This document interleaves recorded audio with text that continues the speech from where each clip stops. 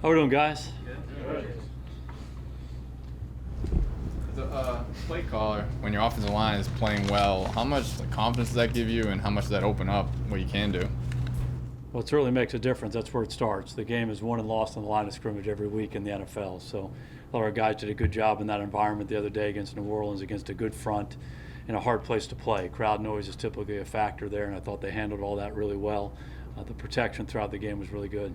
The result was significantly different in that you threw the ball downfield a lot more than you did in the previous games. How much of that was that you guys made changes and that schematically you did stuff different, or was it something else? Yeah, I don't think anything we ran in the game was anything different, to be honest with you. Sometimes you call those plays and the ball is to go somewhere else for a variety of reasons. We had some opportunity to start with the protection, to hold the ball a little bit and drive the ball down the field a little bit more than in the past. Again, a tribute to those guys going against a good front in a tough environment. So, I thought Daniel did a good job seeing things. I thought the guys did a good job on the back end, just winning on routes, and we're able to make some plays down the field. Jason, so much of offensive line play told over the years is about chemistry and consistency, but your line obviously hasn't had that because of the injuries. How have they managed to put it together and get better with the guys coming in? Yeah, again, a real tribute to those guys individually, how hard they work every day. They're real pros up front. We've had some guys who have been with us for a little bit, and then we've had some guys who are new. And, there have been some moving parts up there, but their approach is outstanding. They come to work. Their preparation mentally and physically is really, really good, and they work hard to develop that chemistry in a short period of time. They did a nice job in the game. This is your first year coaching with Rob Sale. What does he do that you like as an offensive line? Rob's a good coach. He really is. He's done a good job, with our guys. We put the system in place last year, and I think the guys have been around are understanding more and more, what we want to do. But he certainly added a lot. He's helped those guys, individually and collectively across the board. So what was more encouraging for you to see, Saquon cutting and running in the open field like he did on that touchdown, or like powering through like he did for that touchdown? Well, he's a great player, like we've talked, and I have so much admiration for him coming back from the injury that he had. He worked really, really hard to get himself back, and I think we all see that he continues to improve day by day and week by week. And we saw some of the plays that he's made throughout his career in the early part of the season, but in that game the other day, you saw exactly what you said. You saw him make some great space plays, but also some tough runs inside. How much will the speed of John Ross or Kadarius Toney help Saquon? Maybe defenses can't stack the boxes as much because they have to worry about you going deep with some. Yeah, the essence of offensive football is attack in different ways. We've talked about this a lot. It starts with run and pass, and if you can throw it to different guys and hand it to different guys, and just simply attack them, whether it's tempo or personnel or formation use or movements, whatever those things are. So when you add those guys, Kadarius and John, and they prove they can be effective and make big plays down the field, that certainly gets the defense's attention, and that opens up opportunities for other people. Jason, for the most part, Daniel has played pretty well this year. So where in particular have you seen the most progress from him since last year? Yeah, I just think he's made progress, over the last year and a half that we've been with him. And, it starts with playing winning football. You have to take care of the ball. And I think he's done that, starting from about mid-season last year. He's done a great job taking care of the ball. He's made really good decisions. He's played decisively. I think he's getting a better understanding for what we're asking him to do, what defenses are trying to do to us. And he's seeing the field, and he's making a lot of good decisions. And when things aren't there, he's made good decisions to get rid of the ball. 2 or 3 times in the game the other day, maybe a rusher came free or something didn't come up exactly like we wanted to. He used his feet, he threw the ball away, we went to the next down. So I think that's a big sign of maturity. And then he's been able to make more and more plays. As the environment gets better around him, as we protect better and we get some guys outside, who can make some plays for him, he's going to continue to play better. I mean, that's been my experience with quarterback play. You make the environment better, all of a sudden the guy starts to play better and better. And he's gaining more experience. He learns from his experience. His approach is outstanding. He's always so prepared mentally, physically, and emotionally to play.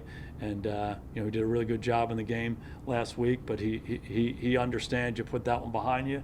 You learn from it, you build on the good, you clean up the bad, and you get ready for the next one. We'll have a hell of a challenge this week in Dallas. How tough is it to build out the quarterback when the environment around him isn't perfect or isn't great, and you have to still make that progress when you maybe go Yeah, you just keep banging away, and there's never a perfect environment. I think he's handled a really positive environment well. I think he's handled maybe an adverse environment well, and that's a big part. It goes to who he is and how he was raised, and just simply what he's all about. And he's a really mentally tough guy, and he'll continue to grow as a player. Jason, when you've coached quarterbacks in the past, I mean, you've had success with individual quarterbacks. I'm not going to sit here and rattle off the names. You know them. Is there a moment when you've been with a quarterback where you could kind of see that light go on, and have you had that moment yet? Yeah, the best ones I've been around, best quarterbacks, best players, best people, it's always an ongoing process. There's never this feeling like I got it. Every day you're trying to get better. You're striving to get better. And, the best ones learn from their experiences. You have success. Why did I have success? You try to build on that. Okay, this didn't go well. Okay, let's address it. Let's figure it out. You learn from that and you move forward. And, when you play that position, you have the ball in your hands on every play, and there's a ton of decisions you have to make. There's a lot of variables. So you never just simply have it down pat. You're always learning.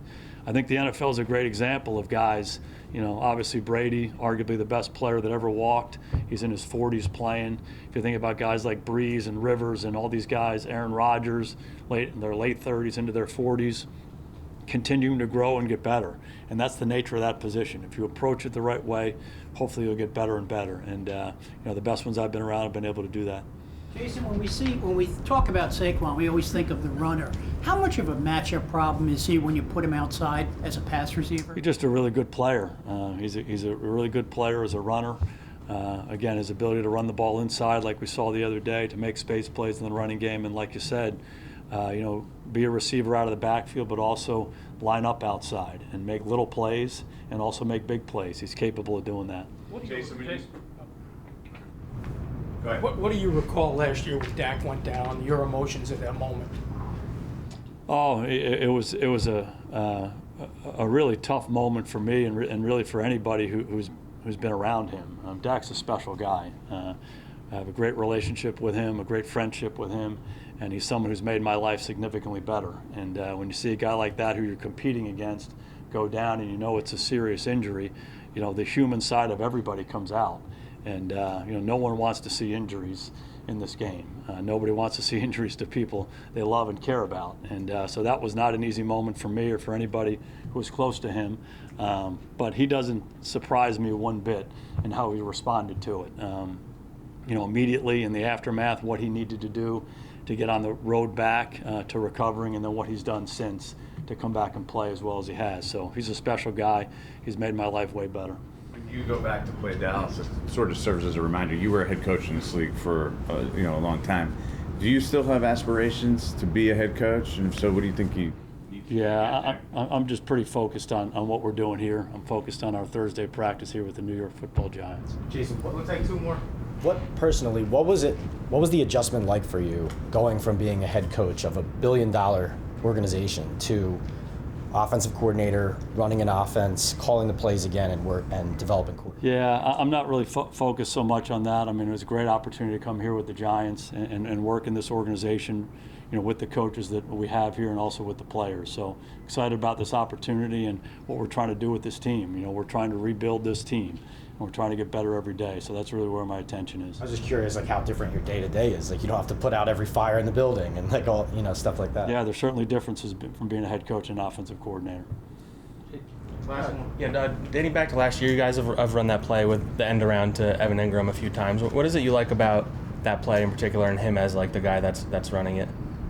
Well, Evan's a playmaking type guy. If you remember, we played Dallas last year, and we gave him an opportunity, and a guy came free. He made the guy miss and ran into the end zone. So he's one of those guys you try to get the ball in his hands because he's able to make some of those plays, and sometimes you block it well and it comes up perfectly, and sometimes it doesn't.